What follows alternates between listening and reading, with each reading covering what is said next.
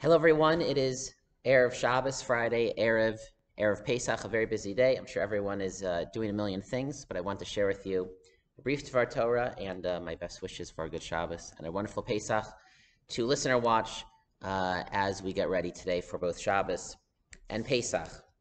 The Dvar Torah is sponsored by Miriam and Jeffrey Sokoloff in memory of Jeffrey's father, Kalman Yaakov ben Chaim Zichron Levracha, whose yahrzeit is observed today. And we thank Miriam and Jeffrey, and it should be an aliyah and a zechus for his neshama.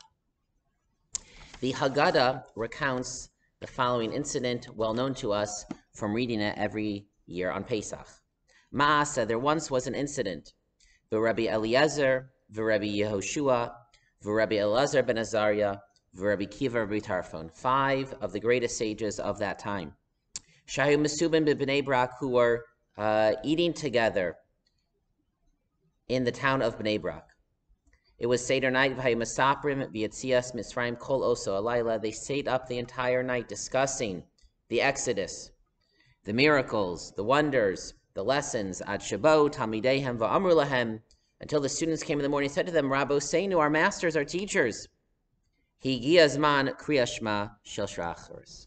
The time for the morning Shema has arrived. A beautiful story. And on the most basic level, it is included in the Haggadah to reinforce the idea that was previously stated, that first of all, even if we are all incredibly wise and great sages, there would still be a mitzvah to discuss the Exodus, Yitzias, the night of the Seder, and and the more we talk and discuss and share, the better. And therefore, this story shows the great sages all night involve themselves in this mitzvah. But there are other very interesting wrinkles to this event. Some commentaries pick up that some of these sages we know maintained that the Seder needed to end by midnight, whereas others maintained it should go until dawn, which apparently they did. So how exactly did they negotiate that? Was that part of what they debated that night? But it has also become very popular recently to see this story, read it, understand it, in a historical light, understanding the events that were going on at that time. Bnei Brak was the home of Rabbi Akiva. He would have been the host. But we know that the 4 other sages lived in other towns in Israel, were the heads of yeshivas in other places. So why were they all together? Why were they the guests of Rabbi Akiva? And it is suggested, based on the fact that we know that these sages lived at a very difficult time, the times of the Hadrianic persecutions, when Rome, this is after the destruction of the Beis Hamikdash, 100, 200 years or so, and Rome was dealing very cruelly with the Jewish communities in Israel. This led to the Bar Kokhba rebellion, which Rabbi Akiva supported, and the other sages did not. It was not. There were different opinions of how much we should rebel, how much we should accommodate, how much we should compromise. And we don't know if this gathering took place before, after, during the revolt of Bar Kokhba. And so many writers imagine what was going on that night. What were they discussing?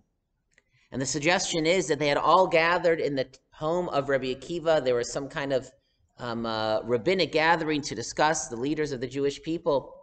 What should they do? How should they deal with the situation? How should they take care of and support the Jewish people that were suffering? Should they rebel? Should they not rebel? And that night, the night of the Seder, this is a suggestion. In the context of discussing the redemption from Egypt, the Jewish people suffering in Egypt, the defeat of our enemies, the Egyptians, they were discussing, should we revolt? Should we not revolt? Should we rely on Hashem? Should we just daven, or should we take matters into our own hands? And that is what they were discussing all night. That was what was so pressing, that they continued until dawn. That is often how it is presented. However, it would seem to me to be just the opposite. It is very possible they were gathered in Bnei Brak to discuss the issues of the day. And it's hard to imagine that those issues that they were dealing with were not somewhere in the background of their mind. But if we take the Haggadah at face value, the Haggadah describes, relates, records that all night, Hayu Mesaprim B'Yetzias Mitzrayim, all night they were discussing not the events of the day, not whether or not they should revolt, not whether or not they should support Bar Kokhba. They were discussing the events of Yetzias Mitzrayim.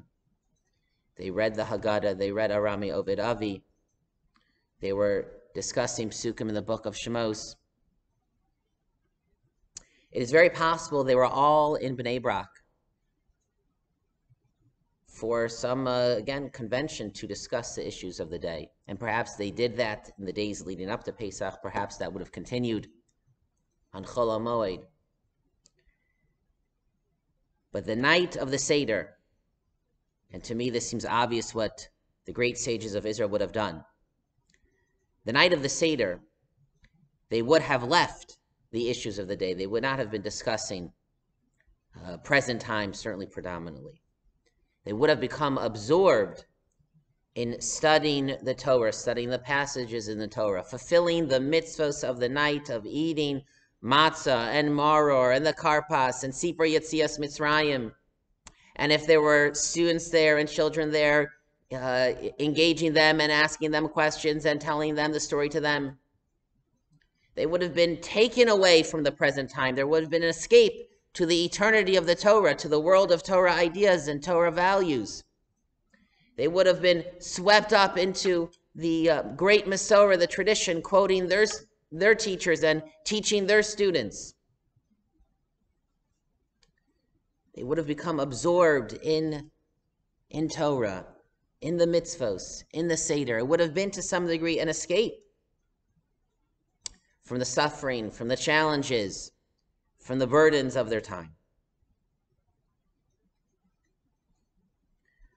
But studying Torah, even though Torah study to some degree is always an escape from this world, it is not meant to be perfect. And they studied all night, and they discussed the Exodus all night.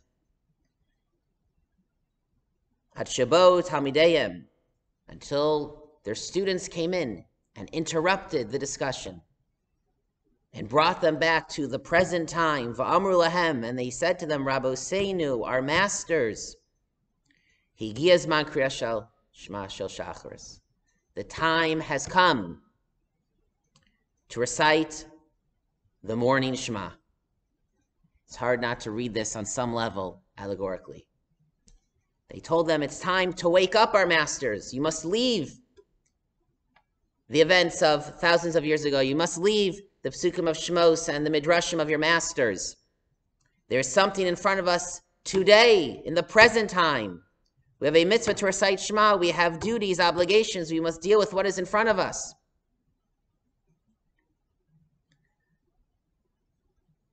It is also hard not to read it allegorically, that these masters, great sages, leaders of the nation, were burdened, were worried. What would happen? How would the Jewish people survive? And they had escaped their own, again, burdens and stresses, the responsibility of being a leader in that difficult time. They escaped into the world of Torah. And then they were interrupted by their students. They saw they had students that had been observing them, listening to them. And what did the students say? It is dawn. It is morning. There is light. It is time for us to say the morning Shema. And so from their escape into Torah, they re-engaged this world, and they came out with strength, with hope, with their students looking towards the future with light. And they realized after that Seder that we will overcome this. We will emerge. We will face any challenge. And we'll come out even stronger. This Pesach, we face a present situation much better than we did a year ago. But nevertheless, we are still in the coronavirus pandemic, dealing with the challenges as best as we can. This Seder, this Pesach, I hope it is a beautiful, wonderful, pleasurable, inspiring Pesach, and especially the Sederim for everyone. And I'm sure the events of the day, our current situation, will be on all of our minds to some degree, noticing who is present, who was not here last year, or noticing who still is not present. Chas v'shalom, unfortunately, if there are people who are not present this year because they are no longer alive.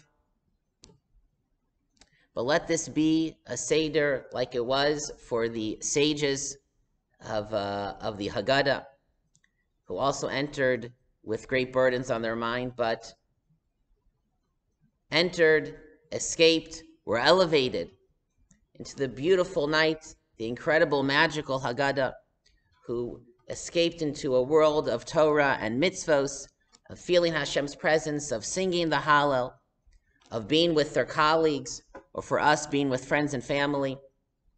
And yes, let it be an escape, but an escape that we come out of, and hopefully we will emerge from the Seder, emerge from such a spiritual, elevated evening, feeling even more positive, with more hope, with more strength, seeing the light of a better future, just as the sages did at that Seder. And we hope that this Pesach and the Seders will indeed be that this will continue the process of salvation and redemption for us and for the world. It will be a Zman HaGeula, and we will see the dawn and the light coming, and we will continue on even stronger, so to speak, reciting the Kriya Shema Shel Shacharis. I hope everyone has a beautiful Pesach, a beautiful Seder. If you will be with family, you are incredibly fortunate, you are incredibly blessed. If you can't yet be with family, I'm sure they're in your thoughts, and you are in theirs. And wherever you are, if you're in Brookline or if you're somewhere else, with whomever you will be, again, just please, I hope that it will be a wonderful, beautiful Seder. The night should be beautiful, and it should be heading us into an even brighter and better future. Good Shabbos, everyone. Chag Kasher v'Sameach, and have a wonderful Yantif.